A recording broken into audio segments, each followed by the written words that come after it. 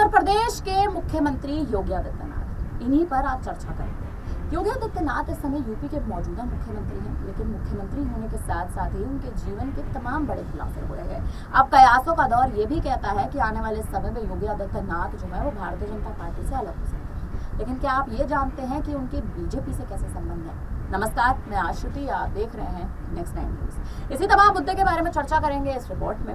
5 जून 1972 को जन्मे योगी आदित्यनाथ के मुख्यमंत्री बनने की कहानी कोई कम दिलचस्प नहीं रही है। बात 2 दशक पहले की है। गोरखपुर शहर के मुख्य बाजार गोलघर में गोरखनाथ मंदिर से संचालित इंटर कॉलेज में पढ़ने वाले कुछ छात्र एक दुकान पर कपड़ा खरीदने आए थे और उनका दुकानदार से विवाद हो गया था।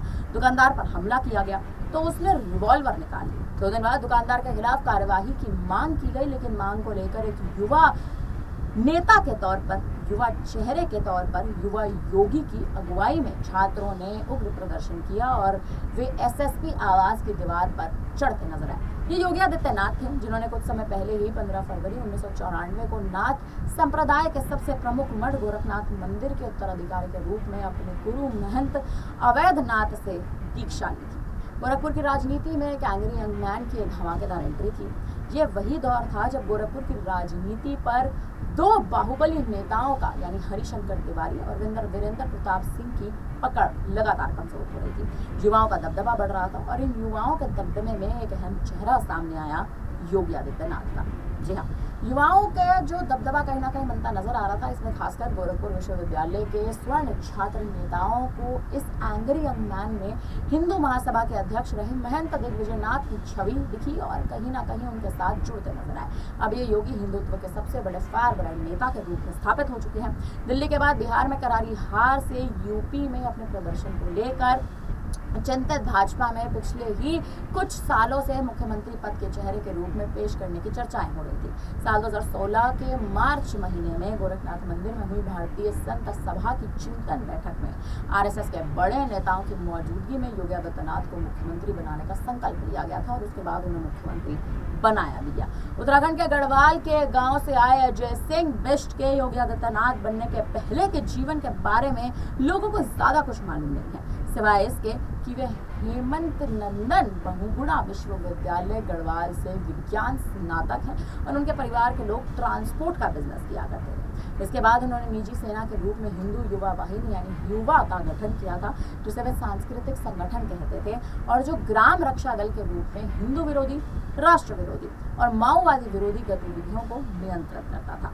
हिंदू युवा वाहिनी के खाते में गोरखपुर, देवरिया, महाराजगंज, कुशीनगर, सिद्धार्थनगर से लेकर मऊ, आजमगढ़ तक मुसलमानों पर हमले और सांप्रदायिक हिंसा भड़काने के दर्जन मामले सामने आए थे। खुद योगी आदित्यनाथ पर भी हत्या के प्रयास किए गए थे, दंगा करने के आरोप लगाए गए थे, सामाजिक सद्भाव को नुकसान पहुंचाने, 2 समुदायों के बीच नफरत फैलाने, धर्मस्थल को क्षतिग्रस्त करने पहुंचाने जैसे आरोपों में 3 केस दर्ज किए गए थे। हिंदू युवा वाहिनी के इन कामों से गोरखपुर में उनकी जीत का अंतर बढ़ने लगा और साल 2014 का चुनाव वे 3 लाख से भी अधिक वोटों से जीतते नजर आए। योगी ने हिंदू युवा वाहिनी के अलावा विश्व हिंदू महासंघ से अपने लोगों को जोड़ रखा है। भाकपा माले के सचिव राजेश साहिनी का कहना है कि हिंदू युवा वाहिनी और विश्व हिंदू महासंघ में क्षत्रिय जाति के लोगों का वर्चस्व बना हुआ है। यही कारण है कि कुछ दलित और पिछड़े युवा उनसे जुड़ते हैं और जुड़े जरूर पर ज्यादा दिन तक नहीं टिक पाते हैं। लेकिन अब योगी आदित्यनाथ जो इस समय मुख्यमंत्री की गद्दी पर बने हुए हैं, उनके साथ तमाम नेताओं की नजदीकियां हैं। योगी के साथ रहने वाले नजदीकी चेहरे लगातार बदलते रहे हैं। उनके साथ बराबरी दिखाने वाले विधायक विजय बहादुर यादव, शंभू चौधरी, विजय दुबे और तमाम ऐसे नेता जो दूसरे दलों में हैं या राजनीति से दूर हैं, कहीं ना कहीं योगी आदित्यनाथ बड़ी वजह बनते नजर आए हैं। साल 2021 खत्म हुआ था और यूपी विधानसभा चुनाव प्रचार शुरू होने वाला था। अटकलें उस वक्त ये लगाई जा रही थी कि यूपी के मुख्यमंत्री योगी आदित्यनाथ और प्रधानमंत्री नरेंद्र मोदी के बीच अनबन चल रही है। तभी 30 नवंबर साल 2021 को 2 तस्वीरें सामने आई। एक में मोदी योगी से कुछ कहते नजर आ रहे थे, दूसरे में कैमरे की तरफ पीठ किए हुए मोदी योगी के कंधे पर हाथ रखते नजर आ रहे थे। साल 2017 यूपी विधानसभा चुनाव में 312 सीटें जीतने वाली बीजेपी 2022 में 255 सीटें जीत पाई। कारण, लिहाजा योगी आदित्यनाथ का वो बड़ा चेहरा। साल 2019 लोकसभा चुनाव में यूपी की 62 सीटें जीतने वाली बीजेपी साल 2024 में मात्र 33% बन गई है। बीजेपी के इसी सियासी ढलान के साए में योगी आदित्यनाथ और केशव प्रसाद मौर्य के ताजा बयान जो है वो लगातार फिसलन हो रहे हैं, लगातार सुर्खियों में बने हुए हैं। सवाल उठ रहा है कि 2024 चुनाव के बाद क्या मोदी और अमित शाह के नेतृत्व वाली बीजेपी के सामने योगी आदित्यनाथ मजबूती बन गए हैं या मजबूरी बन गए हैं? योगी आदित्यनाथ के सामने क्या चुनौतियां हैं, ये वो खुद किसी के लिए चुनौती बनते जा रहे हैं? ये बड़ा सवाल लगातार खड़ा हो रहा है। बीजेपी के स्टार प्रचारकों की लिस्ट के शुरुआती नामों में योगी आदित्यनाथ का नाम आता है, मगर बीजेपी में योगी की बनी इसी जगह की शुरुआत है कि बगावत कहीं ना कहीं जो है वो योगी आदित्यनाथ के खेमे से ही शुरू हुई। कुछ साल पीछे चलते हैं।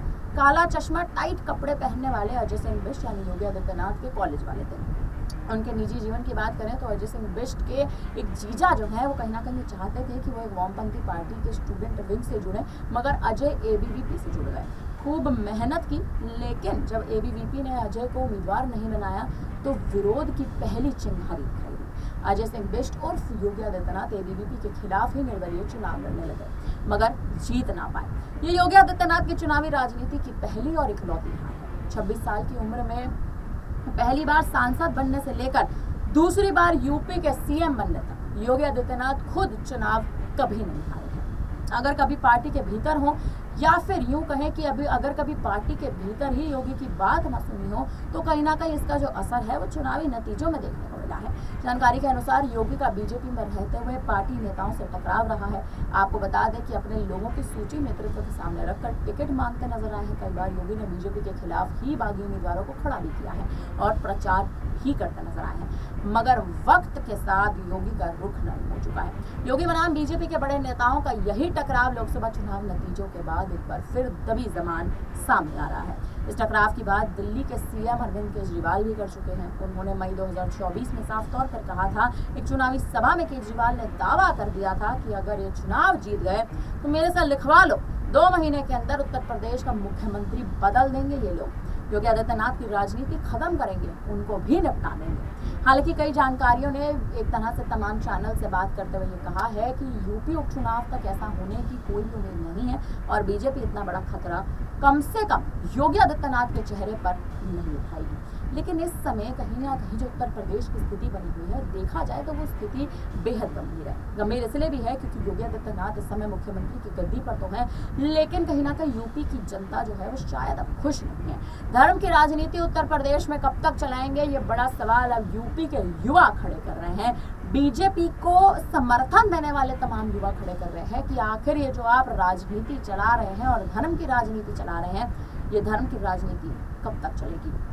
बड़ा सवाल है, अहम सवाल है। लेकिन इसी बीच जिस हिसाब से भारतीय जनता पार्टी योगी आदित्यनाथ की गद्दी पर एक तरह से एक बड़ा जो संकट है वो कहीं ना कहीं खतरा जो है वो मंडरा रहा है, आने वाले समय में योगी आदित्यनाथ मुख्यमंत्री की गद्दी को छोड़ सकते हैं। ये कहना एक तरह से कहें, एक तरह से देखा जाए तो ये कहना शायद सही नहीं होगा, लेकिन यूपी में सीएम की गद्दी बेहद जल्द बदल सकती है। योगी आदित्यनाथ के खेमे के बीच बीजेपी के खेमे में जो अंतरकलह चल रही है, जो टकराव चल रहा है, ये टकराव जो है वो योगी आदित्यनाथ की गद्दी आने वाले समय में उनसे छीनता नजर आ सकता है। वहीं जिस हिसाब से देखें, इस बार सपा ने जो जीत दर्ज की है, अखिलेश यादव ने इस बार के यूपी चुनाव और जिस हिसाब से देखें तो लोकसभा चुनाव में जो जीत दर्ज की है, उसके बाद बीजेपी बनाम सपा जो एक ये स्थिति बन चुकी है उत्तर प्रदेश में, डगमगाई परिस्थिति में अब भारतीय जनता पार्टी आ चुकी है। देखना दिलचस्प है आने वाले समय में योगी आदित्यनाथ की कुर्सी कैसे खतरे में रहेगी तो बीजेपी किस चेहरे पर यूपी में सीएम गद्दी पर दांव चल सकती है। फिलहाल हमारी ये रिपोर्ट अब आपको कैसी लगी हमें कमेंट करके जरूर बताइएगा। तमाम बड़ी खबरों के लिए आप बने रहिए हमारे साथ, देखते रहिए नेक्स्ट टाइम।